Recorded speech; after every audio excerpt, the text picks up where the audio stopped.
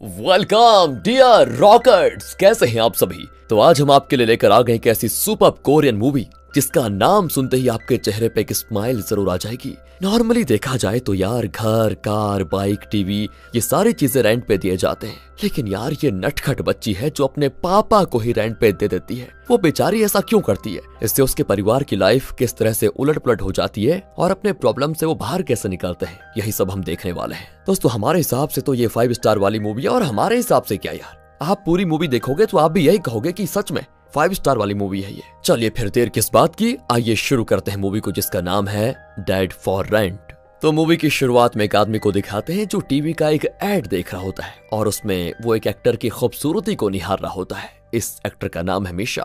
देखिए तो कैसे स्टैचू बना बैठा है। और तब उसकी वाइफ मारिया आती है तो वो झट से न्यूज चैनल पे आ जाता है और कहता है कि सुना तुमने, हमारे देश की करेंसी का वैल्यू एकदम से घट गया है, बेरोजगारी कई गुना बढ़ गई है। वो भी कहती है कि हाँ, जब तुम जैसे निकम्मे 10 साल से बिना किसी काम धंधे के घर पे बैठे रहोगे तो बेरोजगारी अपने आप बढ़ेगी। सही बात है। अरे ये तो मेरी आरती उतारने लग गई। ये सोचकर चैंग, दोस्तों हाँ इसका नाम चैंग है, चुपचाप अपनी बेटी के कमरे में घुस जाता है। बाप ऐसा तो ये देखिए बेटी को मुंह में ब्रश से रंग भर रखे हैं। चैंग पूछता है कि बेटा ये क्या हाल बना के रखा हुआ है तुमने। कुछ नहीं पापा, मैं रिसाइकलिंग कर रही हूँ। रिसाइकलिंग? किस चीज का रिसाइकलिंग कर रही हो? कहकर वो कमरे में नजर घुमाता है तो वहां उस चुटकी के ब्रांड न्यू शूज रखे होते हैं जिसका टैग भी दोस्तों अभी तक नहीं उतारा था।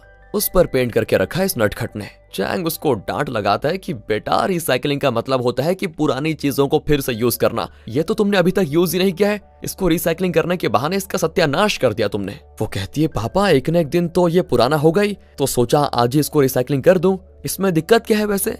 इस तरह दोस्तों पॉइंट पे जवाब देने वाली इस नटखट चुटकी का नाम है यंग। वो कहती है कल आपको मेरे स्कूल आना है, याद से है? तो वो चिढ़कर कहता है कि नहीं मैं नहीं आऊंगा, अपनी माँ को लेकर जाओ। नहीं पापा, टीचर ने आपको ही बुलाया है, आपको ही आना होगा। अगले दिन दोस्तों स्कूल में यंग की क्लास को दिखाते हैं जहां टीचर ने सारे स्टूडेंट्स को अपने घर से कोई ना कोई ऐसी चीज लाने को कही थी जिसे वो यूज नहीं करते। तो यहाँ पर आइडिया यह है कि एक के लिए जो चीज यूजलेस होती है तो वो किसी दूसरे के लिए यूजफुल हो सकती है और स्टूडेंट्स इन आइटम्स को एक्सचेंज कर पाएंगे। तो एक अमीर घर का लड़का जिसका नाम जेटी है वो तो प्ले स्टेशन लेकर आया होता है। भाई प्ले स्टेशन। अब सारे बच्चे नारे लगाते हैं कि मुझे चाहिए प्ले स्टेशन, मुझे चाहिए। एक लड़का कहता है मेरे पास ये बेसबॉल बैट है, ये ले लो और मुझे प्ले स्टेशन दे दो। पर जेटी कहता है कि अरे ये क्या है, मेरे पास पता है एक बड़े बैट्समैन का साइन किया हुआ शानदार बेसबॉल बैट है, तुम्हारे बैट का मैं क्या करूंगा। इस तरह दोस्तों इन बच्चों की आपस में बातें होती है तो वो अपना प्ले स्टेशन किसी को नहीं देता। अब दूसरी ओर चैंग को मारिया कॉल करके कहती है कि अरे यंग ने तुम्हें स्कूल बुलाया था ना, तुम गए क्यों नहीं। चैंग तो भूल ही चुका था कि मुझे स्कूल भी जाना है। अब चैंग के पास स्कूल जाने के लिए भी पैसे नहीं है तो वो अपनी बेटी यंग के पिगी बैंक की छेद में एक क्लिप घुसाकर आराम से उसमें से एक नोट निकाल लेता है। बताओ यार क्या कंडीशन है। पर खुद ही में वो कहता है कि यार मेरी चुटकी इतनी होनहार है कि चावल की बोरी में से एक दाना भी कम हुआ तो वजन से जान जाएगी, उसे तुरंत पता चल जाएगा कि मैंने पैसे लिए हैं। ये सोचकर वो उसी करेंसी नोट को लेकर उसी के वजन का एक कागज अंदर डाल देता है। और यहाँ पर टीचर यंग से पूछती है कि बेटा तुम किस चीज को एक्सचेंज करना चाहती हो। वो कहती है कि मेरा यूजलेस आइटम अभी आ रहा है। और तब दोस्तों एकदम जोकर की तरह दरवाजे पे आता है चैंग, उसे यंग अंदर बुलाती है और अब वो अपनी क्लास को बताती है कि ये मेरे पापा चैंग हैं, ये 39 साल के हो चुके हैं और इन्होंने सियोल यूनिवर्सिटी से अपनी ग्रेजुएशन की थी और मेरे घर में इकलौते यूजलेस चीज यही है, इन्हें जो चाहे रेंट पे ले सकता है, मुझे कोई दिक्कत नहीं है। और ये सुनकर तो सारे बच्चे शॉक में एकदम स्टैचू बन बैठे होते हैं कि ये कह क्या रही है अपने पापा को। टीचर का भी वही हाल होता है। चैंग तो खुद फ्रीज हो जाता है कि ये कैसी औलाद पाई मैंने जो बाप को ही भाड़े पे देने चली, बताओ। टीचर कहती है पापा को बेटा ऐसे नहीं कहते, कल कोई और चीज लेकर आ जाना। पर यंग कहती है नहीं ये मैं नहीं कहती टीचर, मेरी माँ रोज कहती है कि घर में हर चीज इंपॉर्टेंट है, अगर कोई है जो घर पर बोझ बना बैठा है तो वो पापा है, माँ कहती है मेरी ऐसी, बताओ। तब चैंग उसको डांटता है कि मेरी नाक कटवाई की क्या, चल घर, तुझे मैं घर में देख लूंगा। लेकिन तभी टीचर भी पूछती है कि वैसे तुम्हारे पापा को रेंट पर लेना कौन चाहेगा है। और दोस्तों ये देखिए जेटी खड़ा होकर कहता है कि मैं लूंगा टीचर इन्हें, मैं अपने सारे आइटम्स यंग को देने को तैयार हूँ, बदले में मैं इनको ले जाऊंगा। वो चैंग से कहता है कि सुनो अंकल, इस सेकंड से आप मेरे हो, समझे। चैंग गुस्से में वहां से जाने लगता है तो जेटी उसका पैर पकड़कर कहता है कि कहाँ जा रहे हो, मैंने तुम्हें खरीद लिया है, तुम मेरे साथ घर चलो। और तब टीचर कहती है कि सर उसके पापा नहीं है, बाप के प्यार के लिए वो तरस रहा है। अगर आपके पास टाइम हो तो उसके साथ जाकर थोड़ा वक्त बिताने में आपका जाएगा ही क्या। अब चैंग भी खुद में सोचता है कि वैसे मेरे पास टाइम ही टाइम है, क्यों ना इस बच्चे की भी थोड़ा मदद कर दूं। ये सोचकर वो भी जेटी के साथ उसके घर चला जाता है। और यार घर इतना बड़ा कि पूछो मत। जेटी उसकी इतनी खातिरदारी करता है कि वो भी पूछो मत। जेटी उसे खाते हुए देखने लग जाता है तो चैंग कहता है कि अरे ऐसे क्यों घूर रहा है बे, पहले कभी किसी इंसान को खाते हुए नहीं देखा क्या। वो कहता है कि देखा तो है पर अपने पापा को खाते हुए नहीं देखा। ठीक है, वैसे तुम्हारे घर में कोई नजर नहीं आ रहा, तुम्हारी माँ कहाँ है। माँ तो दादी को लेकर हॉस्पिटल गई है। आप बस खाते रहेंगे क्या, चलिए मेरे साथ थोड़ा खेल लीजिए। कहकर वो चैंग को अजीब तरह से रेडी करके ग्राउंड में खड़ा कर देता है। चैंग कहता है कि अरे मैं तुम्हारे साथ क्यों खेलूं। वो इसीलिए क्योंकि मेरे साथ खेलने के लिए कोई नहीं है ना, मैं हमेशा अकेला ही खेलता रहता हूँ। दोस्तों यहाँ उसका अकेलापन चैंग को समझ आ जाता है और उसके साथ वो मजे से खेलना शुरू भी कर देता है। दोनों वाटर गन से एक दूसरे पर पानी मारने लगते हैं, पर अचानक से जेटी हट जाता है और उसकी माँ पर पानी गिर जाता है, जो कि अभी अभी हॉस्पिटल से लौट आई है। चैंग जेटी की माँ को बड़े ध्यान से देखता है। ओहो, तो पता चलता है कि वो तो कोई और नहीं, टीवी की वही एक्टर मिशा है जिसको वो हमेशा देखता रहता है। उसे रियल में देखकर वो एकदम भूत की तरह खड़ा होता है कि ये क्या देख लिया आज। फिर जेटी अपनी माँ को बताता है कि चैंग यहाँ पर क्यों आया है और तब उसे अपनी गलती का एहसास होता है। इतने में चैंग के भी होश आ जाते हैं और वो कहता है मैं आपका बहुत बड़ा फैन हूँ, पता है आपको, मैंने सोचा भी नहीं था कि यह आपका घर होगा। यहाँ से सीधे मारिया को दिखाते हैं जो अपना खुद का ब्यूटी सैलून चलाती है। इस जगह को उसने लीज पे लिया हुआ है, लेकिन उसका बिजनेस धीरे धीरे आगे बढ़ रहा है, चल रहा है मतलब बढ़िया सा। अचानक लाइट बल्ब फ्यूज हो जाता है तो वो खुद ही उसको चेंज करती है। तब उसकी कस्टमर कहती है कि सारा काम तुम अकेली करती हो क्या, अपने पति से ये सब क्यों नहीं करवाती। मारिया कहती है पति, अरे वो कोई काम ही नहीं करना चाहता, बल्ब चेंज करने को कहूंगी तो बहाने बनाएगा कि हाथ में दर्द है, पैर में मोच है वगैरह वगैरह। अरे वो इस तरह ही करता है हर बार। लेकिन दोस्तों वहां जेटी के घर में उस मिशा के कहने पर चैंग देखो उनका बल्ब चेंज कर रहा होता है और मिशा से कहता है कि आपके घर में देखो जो भी प्रॉब्लम होगी मुझे बता दीजिए, मैं सब ठीक कर सकता हूँ सबका सब, क्योंकि देखो मैं बहुत ही जिम्मेदार फैमिली मैन हूँ। इस तरह अपना झंडा गाड़ कर वो वापस घर आ जाता है और यहाँ पर फिर बाप बेटी मिलकर साबुन के पानी से बबल्स छोड़कर पूरे घर को गंदा कर रहे होते हैं। एक बबल काफी बड़ा निकलता है तो दोनों नाचने भी लग जाते हैं कि वाओ ऐसा बबल किसी ने नहीं देखा होगा। लेकिन पता है क्या दोस्तों, वो सीधा जाकर मारिया के मुंह पे फट जाता है। बेचारी काम के बाद एकदम थकी हुई थी और इन दोनों शैतानों ने मिलकर देखो घर का क्या हाल करके रखा हुआ है। अब साफ सफाई भी उसे ही करनी पड़ेगी क्योंकि ये चैंग तो कुछ करने वाला है नहीं। वो गुस्से में अंदर जाती है। ये दोनों मतलब चैंग और यंग एकदम चुप रहते हैं क्योंकि इन्होंने एक भी शब्द कहा तो इस घर में भूचाल आ जाएगा। अगले दिन की बात है, स्कूल के बाद जेटी यंग से कहता है कि तुम्हारे पापा सच में कमाल के आदमी है, देखो यार मेरे साथ कल ना इतना मजा किया ना उन्होंने, क्या बताऊं। पर वो कहती है अरे तुम्हारे साथ, लेकिन मेरे साथ तो वो कभी खेलते भी नहीं और उनकी वजह से मुझे माँ की डांट भी सुननी पड़ती है। जेटी कहता है कि सच कह रही हो क्या, तुम एक काम करो, रोज अपने पापा को मुझे रेंट पे दे दो, मेरी माँ ने तुम्हारे पापा को ये कवर देने को कहा था। यंग उस कवर को देखती जिसमें करेंसी नोट्स होते हैं और ये देखकर यंग के चेहरे पे आता है विलन वाला स्माइल, क्योंकि उसे मिल गया है एक बिजनेस प्लान। यहाँ चैंग अपने दोस्त के ब्राउजिंग सेंटर में बैठा आंखें फाड़ कर मिशा के फोटोज को देख रहा होता है। उसका फ्रेंड कहता है कि अरे इसको क्यों ताक रहा है, तेरी बीवी नहीं है क्या घर पर। हाँ तुम क्या जानो खूबसूरती का मतलब, मैंने पता है मिशा को रियल में देखा है और उसकी खूबसूरती के लिए तो मैं करोड़ों डॉलर्स लुटा दूं। फ्रेंड कहता है कि अच्छा बेटा, 2 महीने पहले मुझसे $250 उधार लेकर लिए थे तूने, वो तो तुझसे दिए नहीं जाते, मिशा को करोड़ों देगा बड़ा। फिर इस तरह की बातें खत्म होती है तो चैंग घर आकर टीवी पर एक क्विज प्रोग्राम देखता है। उस शो के हर सवाल का जवाब चैंग बिल्कुल सही दे रहा होता है, लेकिन यंग उससे रिमोट छीनने की पूरी कोशिश कर रही होती है कि मुझे कार्टून चैनल देखना है पापा, पर चैंग रिमोट देता ही नहीं और फिर कोई रास्ता न पाकर यंग जेटी का दिया हुआ वो कवर चैंग को पकड़ा देती है। उसमें होते हैं बहुत सारे पैसे। चैंग कहता है कि तुमने जेटी से इतने पैसे क्यों लिए। वो कहती पापा आप इतना गुस्सा क्यों होते हो, आपको तो खुश होना चाहिए कि आपके इतिहास में पहली बार आपने पैसे कमाए हैं, आप उल्टा भड़क रहे हैं मुझ पर। चुप कर, बहुत बोलती है तू, मैं कल खुद उसके घर जाकर पैसे लौटा दूंगा। अगले दिन वो मिशा के घर जाता है जहाँ पर मिशा अपनी सास के साथ खेल रही होती है। असल में मिशा के पति की मृत्यु हो चुकी थी ना, तो उसकी सास को डिमेंशिया है और वो लगभग बच्चों की तरह बिहेव करने लगी थी। लेकिन चैंग को देखकर वो उसे अपना बेटा समझती है और कहती बेटा तुम आ गए क्या, मैं तुम्हें बहुत मिस कर रही थी। अब चैंग भी उसकी हाँ में हाँ मिलाने लग जाता है क्योंकि वो एक बुजुर्ग औरत का दिल नहीं तोड़ना चाहता। बड़ा अच्छा यहाँ पर बनने की वो कोशिश करता है। वो चैंग को घर में बैठाकर उसके बालों में क्लिप लगाती है और उसे लिपस्टिक लगा देती है। चैंग भी उसका मेकअप करने लग जाता है और दोनों बच्चों की तरह खेलने लग जाते हैं। ये सारी हरकतें देखकर मिशा को बड़ी खुशी होती है और अब उसकी नजर में चैंग के लिए इज्जत और बढ़ जाती है। अब चैंग मिशा को पैसे लौटाता है तो वो कहती है प्लीज इसको रख लीजिए इसको, आपके आने से देखो मेरा बेटा भी बहुत खुश है और मेरी सासू भी। और दोस्तों तब उसको एक कॉल आता है कि मुझे रेंट पे एक पापा चाहिए, आप कब आ पाएंगे। चैंग कहता है कि पागल हो गया हो क्या, रखो फोन, पुलिस को कॉल करूं क्या, कहकर वो कॉल कट कर देता है। और तब एक मैसेज भी आता है कि मुझे पापा की जरूरत है, रेंट कितना होगा बताइए।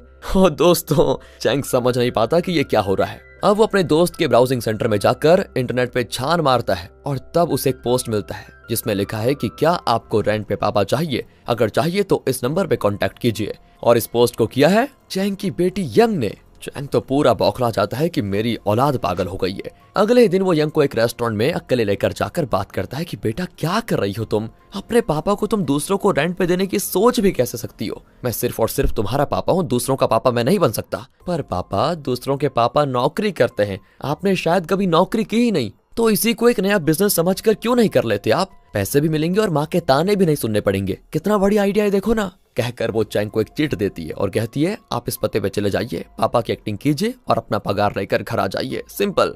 दोस्तों चैंग को ये सब बिल्कुल अच्छा नहीं लगता, लेकिन क्या करें, अब पैसे मिल रहे हैं तो चैंग ये करने के लिए मान जाता है। वो जाता है उस पते पे तो वो एक बार होता है, वहां पर एक लड़की शराब पी रही होती है। चैंग कहता है कि एक्सक्यूज मी, मेरी बेटी ने गलती से वो मैसेज पोस्ट कर दिया होगा, प्लीज उसको इग्नोर कर दीजिए। पर वो चैंग की बात सुनने के बजाय कहती है आपको कुछ कहने की जरूरत नहीं है, बस यहाँ पर बैठकर थोड़ी देर के लिए मेरी बात सुनिए। ओह ये तो बड़ा आसान काम निकला, ये सोचकर चैंग बैठ जाता है। वो कहती है मैं आपको बहुत मिस करती थी पापा, आप मुझे और माँ को छोड़कर क्यों चले गए थे। यहाँ पर चैंग भी बेमतलब मुस्कुरा रहा होता है। वो बड़े अच्छे से बात कर रही होती है, लेकिन अचानक चैंग के मुंह पे पानी फेंक देती है और चिल्लाती है कि तुम जैसा बाप किसी को ना मिले, तुमने मुझे और मेरी माँ को इतना टॉर्चर किया था, तुम्हारी वजह से मेरी माँ ने अपनी जान दे दी और तुम जैसे जल्लाद को जिंदा रहने का भी कोई हक नहीं है, तुम्हें मार डालने के लिए मैंने तुम्हें यहाँ पर बुलाया था। ये कहकर वो चैंग के पेट में सच में चाकू घोंप देती है। चैंग नीचे गिरकर घबराहट में चिल्लाता है कि प्लीज कोई एम्बुलेंस को बुलाओ। फिर पता चलता है कि वो डमी चाकू था। हे भगवान, एक सेकंड में इसने मुझे मौत दिखा दी। यही सोचकर वो अपनी बेटी पे बहुत गुस्सा करता है कि इस पागल की वजह से मुझे क्या क्या देखना पड़ रहा है। तो वो गुस्से में हड़बड़ी में घर भाग जाता है। अगले दिन भी दोस्तों चुटकी चुप नहीं रहती, पूछती है कल काम कैसा था पापा, कैसा लगा आपको। चैंग भी चिढ़ जाता है कि बेटी तू ना मेरी बेटी नहीं है, मेरे लिए यमराज है। तुम्हें पता है कल उस लड़की ने मेरे मुंह पे पानी फेंका, मेरा शर्ट गीला हो गया और तो और वो मेरी जान लेने वाली थी, बाल बाल बचकर आया हूँ वहां से। नहीं इस तरह चलेगा तो कभी नहीं होगा काम, आइंदा मैं तुम्हारी बात कभी मानूंगा ही नहीं, भूत नहीं कहेंगी। लेकिन यंग कहती है मुझे खुशी है पापा कि आप फिर से नौकरी करने लगे, ये रहा अगला कस्टमर। इतने में मारिया आ जाती है तो चैंग उन कस्टमर्स का एड्रेस छुपा कर रख लेता है, क्योंकि मारिया नहीं जानती ना कि बाप बेटी का कौन सा बिजनेस चल रहा है। फिर चैंग उस नए कस्टमर से मिलने जाता है। असल में वो एक स्कूल स्टूडेंट होती है जो कि प्रेग्नेंट है। वो बताती है कि मेरा कोई नहीं है, मैंने एक लड़के पे भरोसा किया था लेकिन वो मुझे धोखा देकर चला गया। अब मुझे हर महीने चेकअप के लिए हॉस्पिटल जाना पड़ता है, लेकिन अकेले जाऊंगे तो डॉक्टर सवाल पूछेंगे, इसीलिए क्या आप मेरे पापा बनकर मेरे साथ जाएंगे। चैंग को बेचारी पर तरस आ जाता है और वो कहता है ठीक है, जब तुम्हें हॉस्पिटल जाना होगा तो मुझे कॉल कर देना, मैं आ जाऊंगा। यहाँ मारिया के सलून में एक अमीर औरत आती है। असल में मारिया इसी के सलून में काम करती थी पहले और उसके बाद उसने अपना चालू किया। वो औरत कहती है मेरा काम जरा मंदा चल रहा है क्योंकि तुम जैसी टैलेंटेड ब्यूटिशियन मुझे कहीं नहीं मिली, तो तुम चाहो तो मेरे सलून में वापस आ जाओ, यहाँ तुम्हारी जो कमाई होती है उससे ज्यादा सैलरी मैं तुम्हें दे दूंगी। मारिया कहती नहीं, मुझे अपना सलून चलाने में ही खुशी मिलती है सच बताऊं तो। फिर मकान मालिक आकर कहता है कि सुनो, मैंने लीज का अमाउंट 5,000 से 10,000 डॉलर्स बढ़ाने का फैसला किया है, जल्दी अमाउंट का इंतजार करो। मारिया की समझ नहीं आता कि अब वो इतने पैसे कैसे जुटा पाएगी। ऊपर से चैंग कोई काम धंधा ही नहीं कर रहा, तो वो अपना सारा गुस्सा चैंग पे उतारती है। और ये भी जायज है यार, कोई पति काम नहीं करेगा और सारा काम औरत करेगी तो कैसे चलेगा। वो कहती है देखो तुम कुछ भी कर लो, कुछ भी, लेकिन कल से कोई ना कोई काम करो और घर में कुछ पैसे लेकर आओ, अब मैं अकेले इस घर को नहीं चला पाऊंगी। चैंग के पास और कोई रास्ता नहीं होता और वो अपनी बेटी के बताए हुए उसी बिजनेस को जारी रखने का फैसला करता है, यानी भाड़े पे पापा बनने का बिजनेस। तो चैंग अपने अगले कस्टमर की सर्विस में हाजिर हो जाता है और इस बार मुझे लगता है किस्मत बढ़िया है इसकी, क्योंकि इस बार एक अमीर आदमी ने इसको हायर किया है, क्योंकि वो बहुत ही बड़ा बिजनेसमैन है और हमेशा बिजी रहता है। उसकी बेटी है तो बेटी के स्कूल में सारे बच्चों के पापा मिलकर कुक कर रहे होते हैं और क्योंकि उस बड़े आदमी के पास टाइम नहीं है तो चैंग उस लड़की का पापा बनकर बाकी पेरेंट्स के साथ मिलकर कुकिंग करने के लिए जाएगा। तब एक आदमी उसे उस लड़की का पापा समझकर पूछता है कि सर मैंने सुना है आप मनी एक्सचेंज, शेयर मार्केट वगैरह के बारे में A to Z जानते हैं। देखिए यूरो करेंसी का वैल्यू है 1.3855 US डॉलर्स। ये कहकर वो चैंग से एक बहुत ही कॉम्प्लिकेटेड सवाल करता है और पूछता है ऐसे में आप शेयर खरीदेंगे या बेचेंगे, मतलब इस कंडीशन में दोस्तों, चैंग को तो सवाल ही समझ में नहीं आता, लेकिन उसका आखिरी पार्ट ये था कि आप शेयर्स खरीदेंगे या बेचेंगे। तो चैंग यूं ही अंधेरे में तीर मार देता है और कहने वाला होता है कि मैं शेयर्स खरीदूंगा, लेकिन बोलते बोलते उस आदमी के चेहरे का एक्सप्रेशन चेंज होने लगता है। तो चैंग कहता है नहीं नहीं नहीं, मैं तो बेच डालूंगा। और ये सुनकर वो आदमी बौखला जाता है, कहता है कि सर आप सच में जीनियस है, सच में आप शेयर्स को खरीदने का दावा करेंगे लेकिन आखिर में बेच देंगे, है ना? इस तरह से आपका लॉस होने से बच जाएगा। लाजवाब हो सर आप। यहाँ अब चैंग को लगने लगता है कि यार कहीं मैं सच में इतना समझदार तो नहीं हूँ। फिर सभी मिलकर बच्चों को खाना सर्व करते हैं। वो अमीर आदमी की बेटी भी लाइन में आती है। चैंग इस लड़की को नहीं पहचानता, हालांकि वो इसी का पापा बनकर यहाँ पर आया है। तब टीचर कहती है कि सर अपनी बेटी को थोड़ा और खाना दीजिए ना। और तब जाकर चैंग को पता चलता है, वो लड़की बहुत ही उदास होती है कि यार पापा नहीं आए और बताओ किसी और को पापा बनाकर भेज दिया। असल में बाकी स्टूडेंट्स उसको हमेशा बुली करते रहते हैं क्योंकि वो चुप रहती है। आज भी एक स्टूडेंट उस पर खाना गिरा कर जाती है। बताओ। ये देखकर चैंग उस लड़की के ऊपर लगे खाने को साफ करने जाता है तो वो चिल्ला देती है कि चुपचाप यहाँ से चले जाइए, आपको बस पैसों से मतलब है, मेरे बारे में आपको फिक्र कहाँ है। वो ये बातें तो कहती है पर वो ये नहीं कहती कि तुम मेरे पापा नहीं हो, क्योंकि अगर वो ऐसा कहेगी तो इसी बात पर सारे स्टूडेंट्स उसे बुली करेंगे। उस इवेंट के बाद उस लड़की को ले जाने के लिए उसका असली पापा आता है। वो बच्ची भी चुपचाप जाकर उस गाड़ी में बैठ जाती है और देखिए वो चैंग को डांटता है, अरे तुमसे पापा की एक्टिंग ठीक से नहीं होती क्या? तुमने मेरी बेटी को इतना गुस्सा क्यों दिलाया कि वो सबके सामने चिल्लाने पे उतर आई? चैंग को बड़ा गुस्सा आता है यार, और वो जवाब देता है कि हाँ मुझे एक्टिंग नहीं आई, मैं तो बस बाप की एक्टिंग कर रहा था, मुझसे गलती हो सकती है, पर तुम उसके असली बाप हो। स्कूल में उसके साथ क्या हो रहा है कुछ पता भी है तुम्हें? उससे बस तुम्हारा प्यार चाहिए, प्यार, और तुम हो कि पैसे कमाने की मशीन की तरह लगे हुए हो। अरे थोड़ी देर तो अपनी बच्ची के साथ वक्त बिताओ, तब समझोगे तुम कि बाप का मतलब क्या होता है। लेकिन वो आदमी चैंग के मुंह पे एक कवर दे मारता है जिसमें पैसे होते हैं और कहता है कि चुप रहे, ये रहा तुम्हारा रेंट, निकलो यहाँ से। पर कार में बैठी वो लड़की चैंग की सारी बातें सुन रही थी। जब वो बिजनेसमैन कार में बैठता है तो वो लड़की कहती है, कम से कम पापा की एक्टिंग करने वाले को तो मेरे दिल का दर्द समझ में आया पापा, पता नहीं आप कब समझेंगे। तब जाकर उस बिजनेसमैन को चुभता है कि यार मैं जरूर गलती कर रहा हूँ, मुझे अपनी बेटी को टाइम देना ही होगा। वेल दोस्तों, यहाँ चैंग घर पे यंग के साथ खूब मस्ती करता है, उसके बेड पर लेटकर बॉम्ब फोड़ देता है। यंग भी लड़ने लग जाती है कि उठ जाओ पापा, ये मेरा बेड है, अब इसमें से बदबू आएगी आपकी वजह से। तो अगले दिन अब चैंग अपने फ्रेंड के ब्राउजिंग सेंटर में ही अपना ऑफिस खोल लेता है। वहां पर वो एक बोर्ड लगा देता है कि यहाँ पापा रेंट पर दिया जाएगा। फ्रेंड पूछता है कि भाई क्या है ये, क्या पापा मेरी परमिशन के बिना तुमने यहाँ पर ऑफिस खोल दिया? वाओ। चैंग भी कहता है कि क्या यार हम दोनों चड्डी दोस्त हैं, क्या हमारे बीच परमिशन मांगने की नौबत आ गई? बता, तुम मेरे जिगरी दोस्त हो यार, तुम्हारे गाल पे एक मक्खी भी बैठ जाएगी ना तो मेरे दिल दुखने लग जाएगा। इस तरह दुनिया भर की एक्टिंग का डेमो देकर चैंग चला जाता है। फिर वो उस प्रेग्नेंट स्टूडेंट के साथ उसके चेकअप के लिए हॉस्पिटल जाता है। वो उसके स्कैन फोटोज को दिखाकर कहता है कि देखो तुम्हारी बच्ची एकदम हेल्दी है, जब ये पैदा होगी तो तुम इसको अच्छे से देखभाल करना। पर वो कहती है जैसे ही वो पैदा होगी मैं उसे किसी ऑर्फनेज में छोड़ दूंगी। चैंग तो चौंक कर पूछता है कि अगर इसको वहां छोड़ना था तो पैदा ही क्यों करना चाहती थी तुम?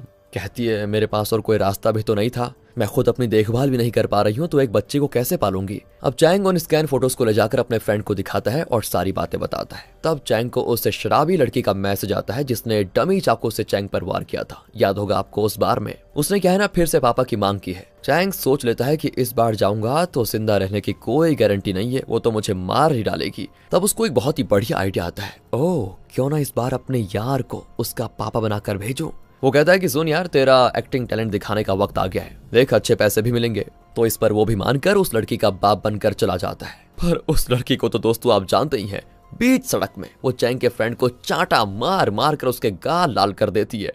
वो बेचारा मुड़कर देखता है तो चैंग किसी अजनबी की तरह वहां पर खड़ा इसकी वीडियो बना रहा होता है। इसी ने कहा था कि यारा तेरे गाल पे मक्खी भी बैठेगी ना तो मेरा दिल दुखेगा, और देखो अब ये चुपचाप मार खा रहा है लेकिन अपना हीरो आराम से तमाशा देख रहा है। वो लड़की चैंग के फ्रेंड को खूब पीट कर कहती है कि इस बार मेरे पास पैसे नहीं है इसलिए ये रख लो, कहकर वो अपना गिटार उसको देकर चली जाती है। बाद में दोनों उस लड़की से बात करते हैं तो पता चलता है कि उसका बाप उसे और उसकी माँ को बहुत टॉर्चर करता था, लेकिन अब वो जिंदा नहीं है और ना ही उसकी माँ जिंदा है। बेचारी के पास तो रहने को घर तक नहीं है। अब चैंग और उसके फ्रेंड को थोड़ी दया आ जाती है। वो कहते हैं कि हमारे ब्राउजिंग सेंटर में कोई ना कोई काम होगा तुम्हारे लायक, तुम वो कर लेना और वहीं रह भी लेना। वो भी अगले ही दिन वहां पर आ जाती है। फिर वो बिजनेसमैन जिसने चैंग को अपनी बेटी का पापा बना के उसके स्कूल भेजा था वो चैंग से मिलता है और कहता है कि देखो मुझे अपनी गलती का एहसास हो गया है। मैंने पैसे कमाने के चक्कर में अपनी बेटी का जरा भी ख्याल नहीं रखा। मेरे प्यार के लिए तरस रही थी वो और नींद की गोलियां खाकर जान गंवाने पे उतर आई। अच्छा हुआ मैंने उसे बचा लिया। अब मैं सुधर चुका हूँ और उससे बात करना चाहता हूँ,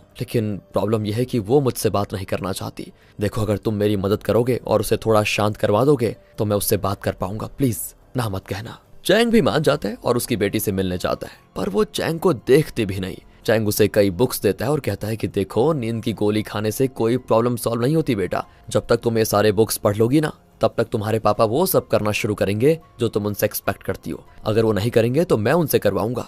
ये कहकर चैंग चला जाता है। ओहो ये देखिए दोस्तों कितनी प्यारी सी स्माइल करती है वो, क्योंकि चैंग ने उसकी खातिर उसके पापा से बात की थी। अब चैंग को कई क्लाइंट्स मिलने लग जाते हैं। वो मिशा के घर जाकर उसकी सासू के साथ खूब खेलता भी है और वो बिजनेसमैन अपनी बेटी के साथ मिलकर मूवी देखना चाहता था, लेकिन बेटी तो मानेगी नहीं, इसीलिए उसने चैंग से मदद मांगी होती है। चैंग ने थिएटर में 3 टिकट्स बुक किए थे और बीच वाला टिकट उस बिजनेसमैन को दे दिया। फिर वो उसकी बेटी से कहता है कि बहुत बढ़िया मूवी है, मैंने तुम्हारे लिए और अपने लिए 2 टिकट्स लिए हैं, पर क्या है ना कि बीच की सीट किसी और ने बुक कर दी है। दोनों अंदर जाते हैं और उस लड़की को मजबूरन अपने पापा के साथ बैठना पड़ जाता है। चैंग भी बड़ा खुश होता है कि बाप बेटी साथ बैठे हैं। फिर चैंग एक ऑर्फनेज में जाता है जहाँ सिस्टर बच्चों से कहती है कि देखो तुम लोग अपने पापा के साथ जो जो गेम्स खेलना चाहते हो वो सब तुम इनके साथ खेल सकते हो। फिर क्या था, चैंग उन बच्चों के साथ बच्चा बन जाता है और ऐसा आदमी जो अपनी बेटी के पिगी बैंक से पैसे चुराता था वो अब इतना कमाने लगा है कि अपनी वाइफ के पर्स में पैसे रखने लग जाता है।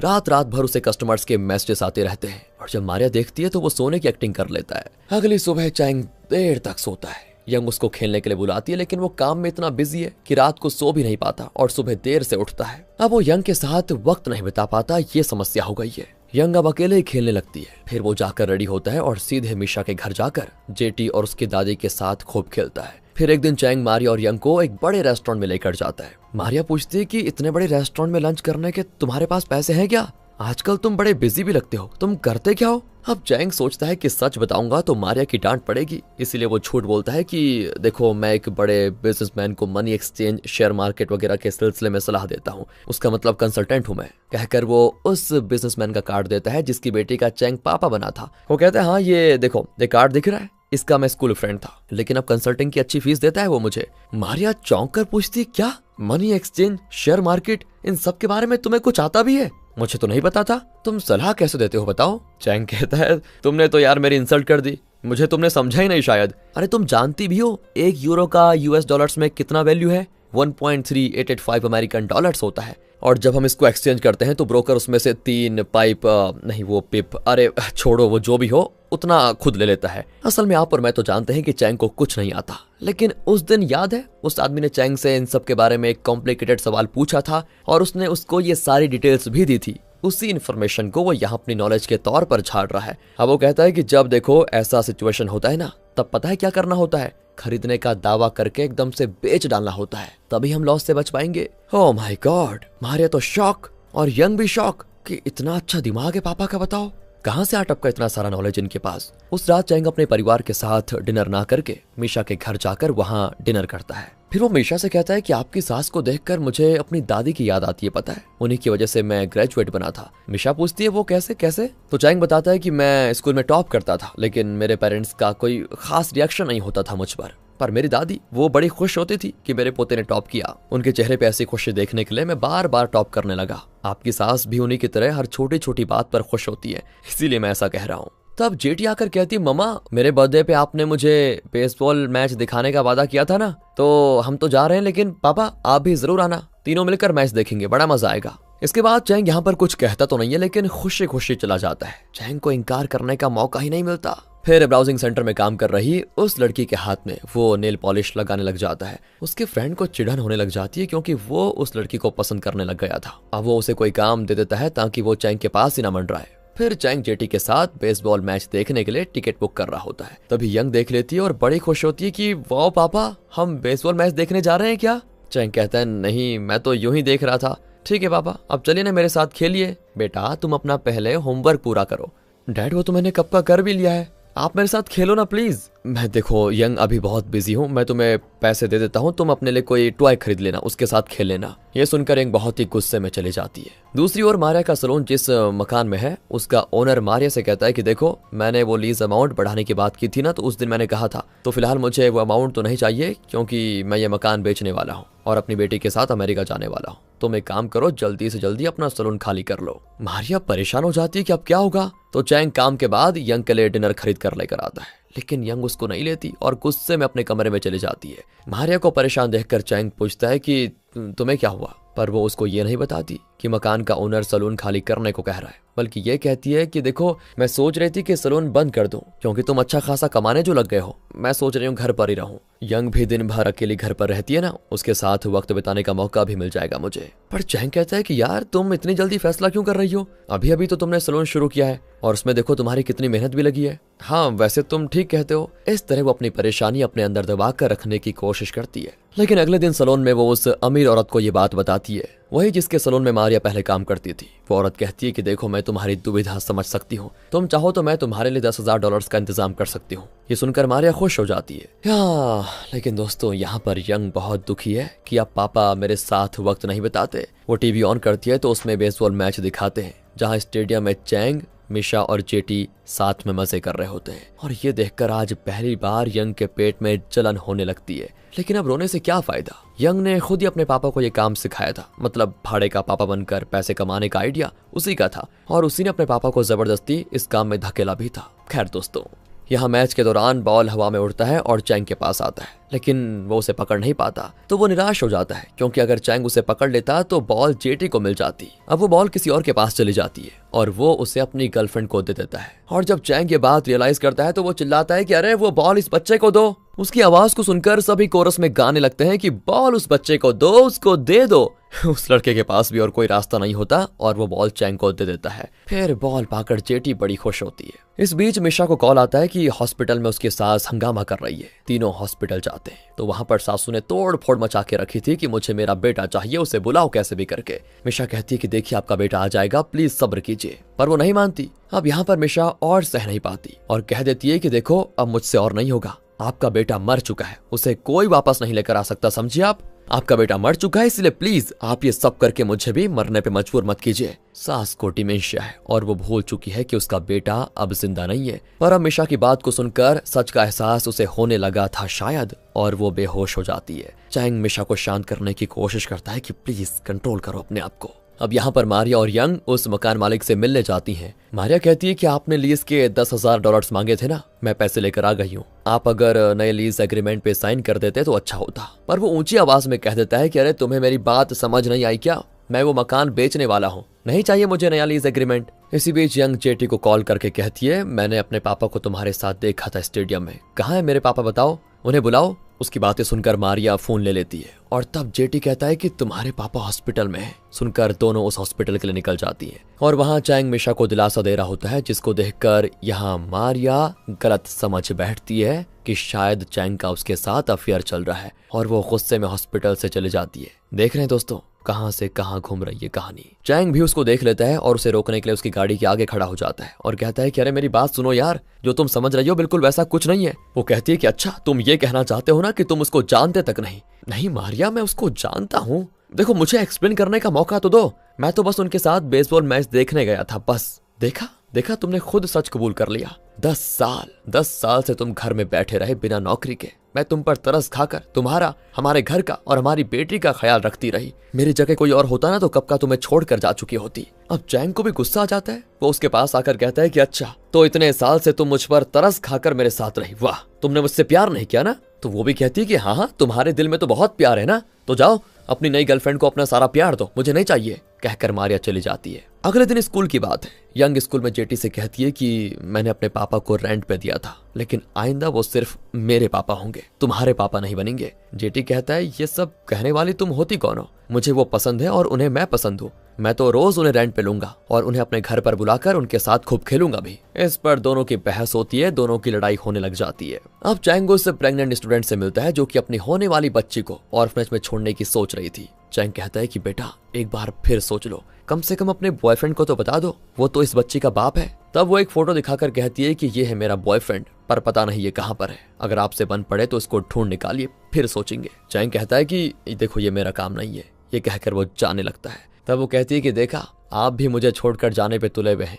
आप मेरे असली पापा नहीं है ना, इसीलिए आपको मेरे लिए कुछ करने की जरूरत नहीं है। ये सुनकर चैंग गिल्टी फील करने लगता है। और अभी कुछ देर पहले स्कूल में यंग और जेटी की लड़ाई हुई थी, तो उनके पेरेंट्स को बुलाया जाता है। यंग की माँ मारिया और जेटी की माँ मिशा आती है। मारिया यंग से कहती है कि जेटी से माफी मांगो बेटा, पर वो कहती है मैं किसी से माफी नहीं मांगूंगी। तो मारिया उसको डांट लगाकर उसे खींच कर बाहर लेकर जाती है। तभी मिशा उससे बात करने की सोचती है, लेकिन वो कहती है मुझे किसी से बात नहीं करनी। मिशा कहती है देखिए बुरा मत मानिए, मेरी सास को डिमेंशिया है और इसी वजह से आपके पति उनके बेटे की एक्टिंग कर रहे हैं। हमारे बीच देखो ऐसा कुछ भी नहीं है जैसा आप सोच रही है। तब जाकर मारिया थोड़ी शांत होती है। लेकिन अब भी दोस्तों, मिशा ने मारिया को ये नहीं बताया कि चैंग भाड़े का पापा बना फिर रहा है। असल में एक बात बताऊं आपको, चैंग पैसों के खातिर मिशा के घर नहीं जाता, बल्कि उसकी सास के साथ वक्त बिताकर चैंग को खुशी मिलती है, क्योंकि वो उसे उसकी दादी की याद दिलाती है। अब मारिया तुरंत ब्राउजिंग सेंटर में जाती है, पर वहाँ चैंग नहीं होता। और तब वो वहाँ पर रखा हुआ बोर्ड देखती है जिसमें लिखा हुआ है कि यहाँ भाड़े के पापा मिलेंगे। और यहाँ से क्लियर होता है मारिया को, उसे सब कुछ समझ में आने लग जाता है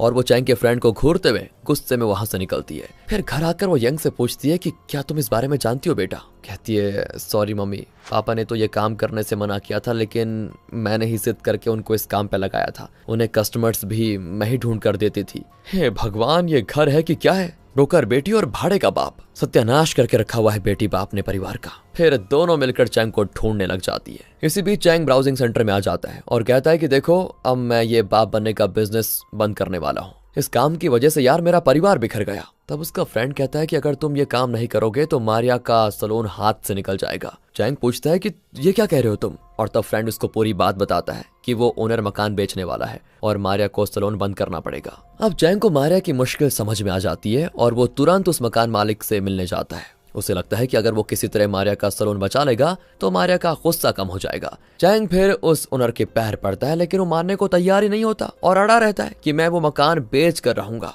उसने तो यहाँ तक कि अपना सारा सामान पैक करके रखा होता है, पर ऊपर किसी दूसरे शहर का एड्रेस लिखा होता है। चैंग चौंक जाता है कि आप तो अमेरिका जाने वाले थे ना, फिर इसमें ये लोकल एड्रेस क्यों लिखा हुआ है बताइए? और तब वो सच बताता है। असल में उसकी बेटी शादी करके अमेरिका में सेटल होने वाली है, लेकिन वो अपने पापा को यहीं छोड़ कर जाने वाली है। अगर लोगों को पता चला कि वो अपने बूढ़े बाप को यहीं अकेला छोड़कर चली गई तो ओनर की बेइज्जती होगी, ऐसा ओनर का मानना है। इसीलिए वो लोगों को ये बता रहा है कि मेरी बेटी मुझे अमेरिका ले जाने वाली है, पर असल में तो बेचारा पास के दूसरे शहर में रहने जा रहा है, जहाँ उसे कोई पहचानता नहीं, ना ही उसका कोई अपना है। चैंग कहता है कि वाह क्या पागलपन है, आप 50 साल से यहाँ पर रह रहे हैं, कोई कुछ भी कहे उससे क्या फर्क पड़ता है? अरे आप आराम से यहाँ पर क्यों नहीं रहते? वो कहता है कि देखो तुम मेरे मामले में टांग मत अड़ाओ, मेरी बेटी अमेरिका जाए या कहीं और, अब मैं उसको देखना तक नहीं चाहता। चैंग कहता है कि देखो, बाप वो होता है जो बिना किसी एक्सपेक्टेशन के अपने बच्चों को बड़ा करता है। आपने इतने साल मेहनत करके अपनी बेटी को पाल पोस कर बड़ा किया है, एक न एक दिन देखना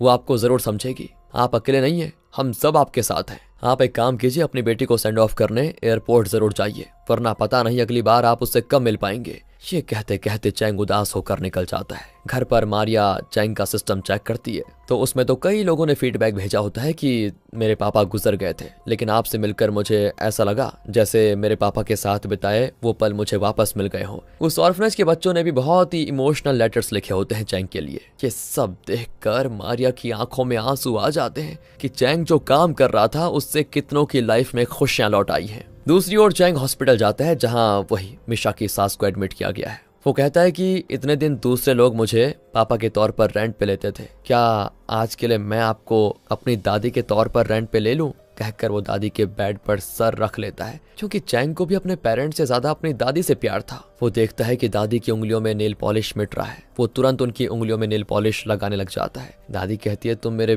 बेटे हो ना, क्या तुम मुझे छोड़कर जाने वाले हो? चैंग कहता है कि किसने कहा मैं आपको छोड़कर जाने वाला हूँ, मैं तो यहीं रहूंगा आपके पास। ये देखकर मिशा भी इमोशनल हो जाती है। दूसरी ओर घर पे बैठी यंग चैंग को मैसेज करती है कि मैं स्कूल में आपका वेट कर रही हूँ, आप मुझको लेने आ जाइए। रात हो चुकी थी और बारिश भी हो रही थी, लेकिन फिर भी यंग को विश्वास है कि उसके लिए उसके पापा जरूर आएंगे, इसीलिए वो स्कूल में जाकर वेट कर रही होती है। और यहाँ यंग को घर में ना पाकर मारिया घबरा जाती है और सीधे ब्राउजिंग सेंटर में जाती है, लेकिन यंग वहां भी नहीं होती। मारिया तो डर जाती है कि न जाने कहाँ चली गई है, पर यहाँ यंग अपने पापा के लिए स्कूल में वेट कर रही होती है। आखिरकार बारिश रुक जाती है और तब चैंग वहां पर आ जाता है और पूछता है कि इस वक्त स्कूल में आने के लिए तुमने मैसेज क्यों किया। यंग उसे अपना पिगी बैंक देती है। चैंग पूछता है कि बेटा ये क्यों दे रही हो। कहती है मैं बहुत दिन से इसमें पैसे इकट्ठा कर रही हूँ पापा, आप सबके लिए, लेकिन आइंदा किसी और के पापा मत बनना। आप सिर्फ और सिर्फ मेरे पापा हो। आपको जितने पैसे चाहिए उतने ले लो पापा, पर प्लीज किसी और के पापा मत बनो। कहकर वो अपना पिगी बैंक तोड़ देती है, लेकिन उसमें करेंसी नोट्स कम और डमी कागज ज्यादा होते हैं, क्योंकि चैंग ने कई बार उसमें से पैसे चुराए थे। पर बेचारी यंग ये बात नहीं जानती थी और पैसों के बजाय कागज को देखकर वो बेचारी तो फूट फूट कर रोती है। अरे पापा मैंने इसमें असली पैसे रखे हुए थे, मैं सच कह रही हूँ, पता नहीं ये नकली कागज कैसे बन गए। बिना पैसे के आप रेंट पे मेरे पापा नहीं बनोगे क्या? आपके बिना मैं क्या करूंगी पापा, प्लीज वापस मेरे पापा बन जाओ ना पापा। इस तरह चुटकी बहुत रोती है और यहाँ चैंग तो एकदम से पिघल जाता है कि ये मेरी बच्ची ने क्या सोच लिया। वो कहता है कि बेटा तुम्हें रेंट देने की क्या जरूरत है, तुम मेरी अपनी बेटी हो, तुम मुझे कुछ दो या ना दो, मैं तो हमेशा से तुम्हारा ही पापा था और अभी भी हूं और मरते दम तक सिर्फ तुम्हारा ही पापा रहूंगा। ये सुनकर चुटकी खुशी के मारे लिपट जाती है। चैंग भी बहुत रोता है। तब वहां पर मारिया आकर यंग को डांटने लगती है कि बेटा इतनी रात गए तुम यहाँ क्या कर रही हो, मैं कितनी डर गई थी तुम्हारे लिए। यंग कहती है मैं अपने पापा को ढूंढ रही थी समझी, और उन्हें वापस पाने के लिए मैं कहीं भी जा सकती हूँ। इस उम्र में इतनी जबान लड़ाती हो, कहकर मारिया उसको मारने लगती है। और तब चैंग बीच में आ जाता है तो वो चैंग को भी खूब पीटती है और रोती है कि गधे कहीं के, अगर पहले बता दिया होता कि तुम ये काम कर रहे हो तो मुझे तुम पर शक करने की नौबत ही नहीं आई होती। इतना अच्छा काम कर रहे हो तुम और मुझसे झूठ बोलने की क्या जरूरत थी। मैं तो तुम्हें समझ गई पर तुम निकम्मे के निकम्मे ही रहोगे। अरे कभी मुझे समझोगे क्या? तभी यंग रोते हुए कहती है आपके लिए वो निकम्मे होंगे पर मेरे लिए तो मेरे पापा ही बेस्ट है माँ,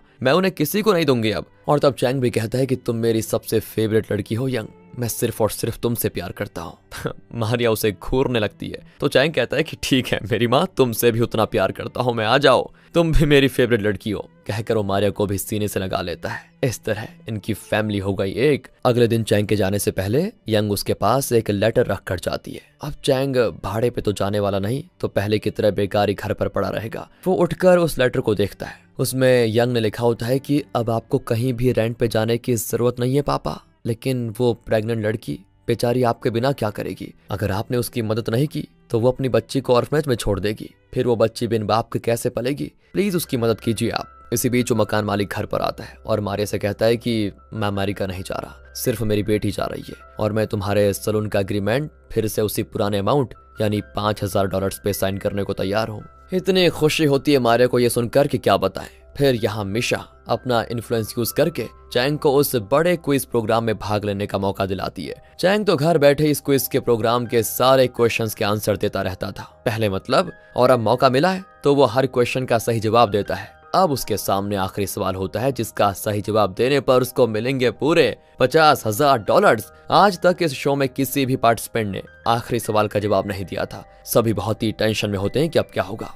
तो क्विज मास्टर कहता है कि ये आखिरी सवाल बहुत ही मुश्किल है, यूरो करेंसी का वैल्यू है 1.3855। ये कहकर वो वही कॉम्प्लिकेटेड सवाल पूछता है जो कभी एक आदमी ने चैंग से पूछा था कि ऐसे में शेयर्स को खरीदना होगा या बेचना होगा, क्या होगा। और ये सवाल सुनकर चैंग का चेहरा एकदम से खिल जाता है कि गॉड तुसी ग्रेट हो सच में। ये सवाल है तो इसका जवाब तो मुझे रट्टा मार के याद है, यानी कि अब ये $50,000 मेरे हुए। ये सोचकर चैंग हंसता है और यहीं पे डेड फॉर रेंट नाम की ये मजेदार मूवी खत्म होती है दोस्तों। और पोस्ट क्रेडिट्स के दौरान हमको दिखाते हैं कि चैंग ने किस तरह उस प्रेग्नेंट लेडी के बॉयफ्रेंड का पता लगा लिया और उसे खींचकर उस लड़की के पास लेकर आ गया। आखिरकार वो अपनी गर्लफ्रेंड के साथ मिलकर उस बच्ची को पालने के लिए मान जाता है। इस तरह ये गुड फील मूवी होती है यहाँ पर खत्म। बाकी दोस्तों मुझे लगता है बहुत ही प्यारी सी मूवी थी ये। आपको अच्छी लगी हो, स्टोरी अच्छी लगी हो, एक्सप्लेनेशन अच्छा लगा हो तो लाइक कीजिएगा, चैनल को सब्सक्राइब, बाकी और भी कुछ करना चाहते हो तो कर लीजिए। Thanks for watching.